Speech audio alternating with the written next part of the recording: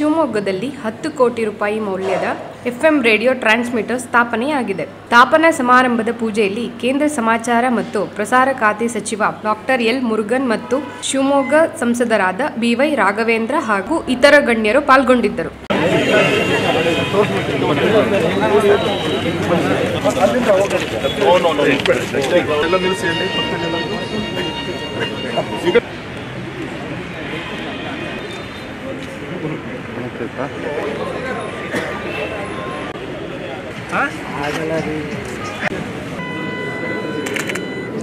Sir cameraman ತಾವು ಹೇಳಬೇಕು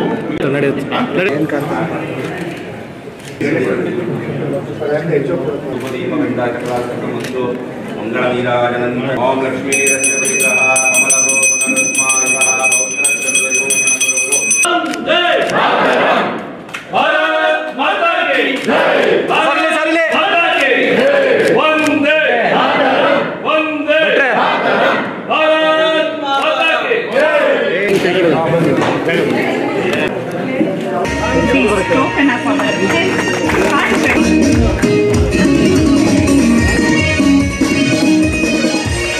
Today, it's an Honorable MP's continuous effort. He requested when Prakash Javadekar ji was the IND minister.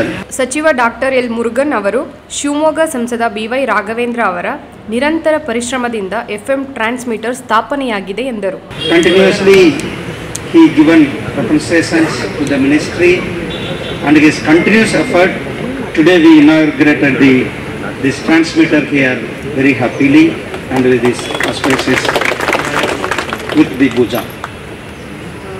So while he addressed, he is concerned about the constituency's development.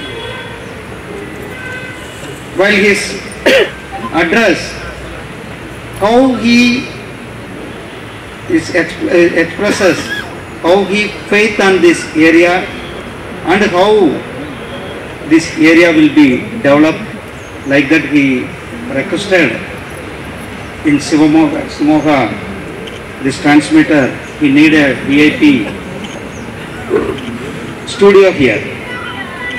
So the studio will be set up here, we will be have recording here, we will be have programs here, assume I am giving here whatever the demands from our Honorable MP, our Honorable Prime Minister Shri Narendra Modi ji, our Minister Shri Ashwin Vaishnav ji, always concerned about the people's demands and people's recruitment.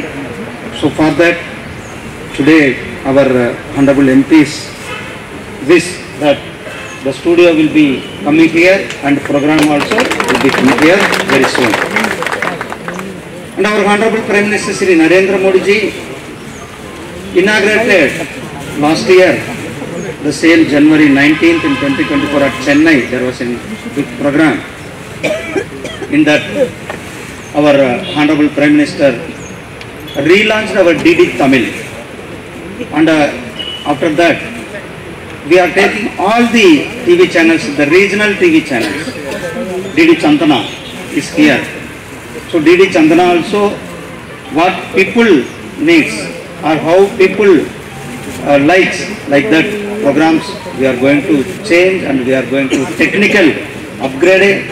Also already we have a DD, we have a technical upgradation procedure.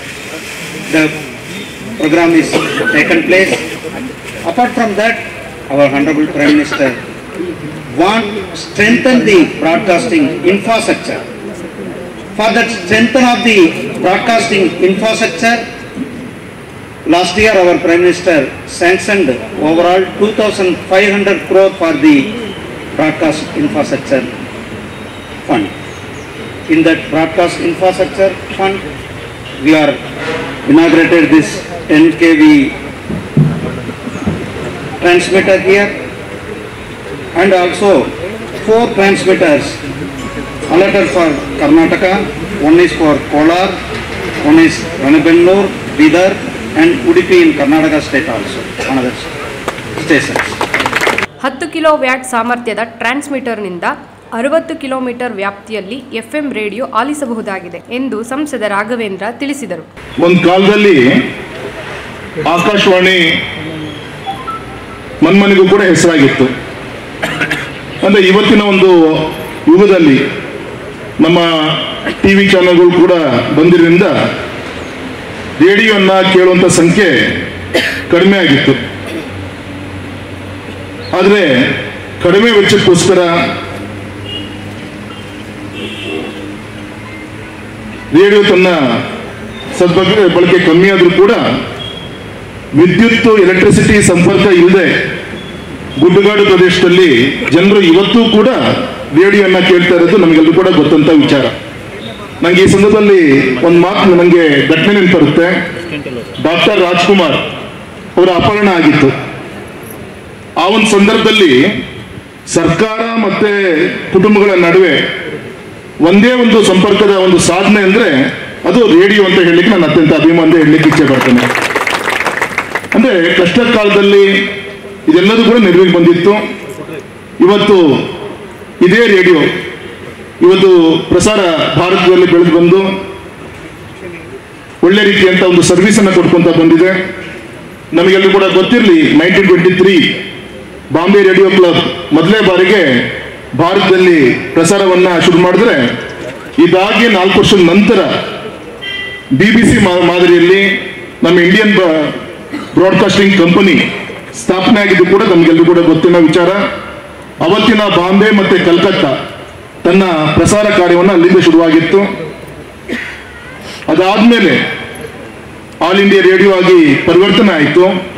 ಅದಾದ್ಮೇಲೆ 1956 after independence Akashvani ಅಂತೇಳಿ ಅದು ಪ್ರಚಾರವನ್ನು ತೆಗೆದುಕೊಂಡಿದ್ದು, ಮರುನಾಮಕರಣ ಆಗಿದ್ದು. ಇವತ್ತು ಆಕಾಶವಾಣಿ ಮತ್ತು ದೂರದರ್ಶನ್ ಎರಡೂ ಕೂಡ ಪ್ರಸಾರ ಭಾರತಿಯ ಅಂಡರ್ನಲ್ಲಿ ಇವತ್ತು ಕೆಲಸವನ್ನು ನಿರ್ವಹಣೆ ಮಾಡ್ತಾ ಇದೆ. ಇವತ್ತು ಪ್ರಸಾರ ಭಾರತಿಯ ಈ ಒಂದು ದೂರದರ್ಶನ್ ಕೇಂದ್ರ ಆಕಾಶವಾಣಿಯ ಒಂದು ಕೇಂದ್ರ ಆಗಿ ಇವತ್ತು ಪರಿವರ್ತನೆ ಮಾಡುವಂಥ ಕಾರ್ಯ ನಮ್ಮ ರೆಸ್ಪೆಕ್ಟೆಡ್ ಮಿನಿಸ್ಟರ್ ಮುರುಗನ್ಜಿ ಇವತ್ತು ಪೂಜೆ ಮಾಡುವ ಮುಖಾಂತರ ಇವತ್ತು ಹ್ಯಾಂಡ್ ಓವರ್ ಮಾಡಿದ್ದಾರೆ. ಸುಮಾರು 10 ಕೋಟಿ ಬೆಲೆ ಬಾಳುವಂಥ ಟೋಟಲಿ ಪ್ರಾಜೆಕ್ಟ್ ಟ್ರಾನ್ಸ್ಮಿಟರ್ ಉಳಿದಂಥ ವ್ಯವಸ್ಥೆಗೂ ಕೂಡ ಪೂಜೆ ಮಾಡಿದ್ದಾರೆ. ಕೆನಡಾದಿಂದ 3 months ಬ್ಯಾಕ್ ಅಲ್ಲಿಂದ ಹೊರಟಂಥ ಪ್ರಾಡಕ್ಟ್ ನನಗೆ ಮೊನ್ನೆ ಒಂದು ವಾರದ ಕೆಳಗೆ ರೀಚ್ ಆಯಿತು. ನಮ್ಮ ರೆಸ್ಪೆಕ್ಟೆಡ್ ಮುರುಗನ್ಜಿಗೆ ನಾನು ರಿಕ್ವೆಸ್ಟ್ ಮಾಡ್ಕೊಂಡಾಗ ಒಂದು ಪೂಜೆ ಕಾರ್ಯಕ್ರಮ ತಾವು ಮಾಡಿಕೊಡಿ. ಪ್ರಧಾನಮಂತ್ರಿಗಳು 1 ವರ್ಷದ ಕೆಳಗೆ ಇಡೀ ದೇಶದ ಈ ಟ್ರಾನ್ಸ್ಮಿಟರ್ಸ್ಗಳನ್ನ ಒಂದೇ ಅಂಬ್ರೆಲಾ ಅಡಿಯಲ್ಲಿ ಪೂಜೆನ ಮಾಡಿದ್ರು. ಇದು ತಾವೇ ಅದ್ಭುತವಾಗಿ ಇಲ್ಲಿ ಬಂದು ಮಾಡಬೇಕು ಅಂತ ಹೇಳಿದಾಗ ಅಭಿಮಾನದ ನಮ್ಮ ಮುರುಗನ್ಜಿ ಅವರು ಇಲ್ಲಿ ಬಂದಿದ್ದಾರೆ. ಅವರಿಗೆ ಮತ್ತೊಮ್ಮೆ ಚಪ್ಪಾಳೆ ತಟ್ಟೋ ಮುಖಾಂತರ ಅಭಿನಂದನೆ ಸಲ್ಲಿಸಬೇಕು ಅಂತ ನಾನು ವಿನಂತಿಯನ್ನ ಮಾಡ್ಕೊತಾ ಇದ್ದೀನಿ.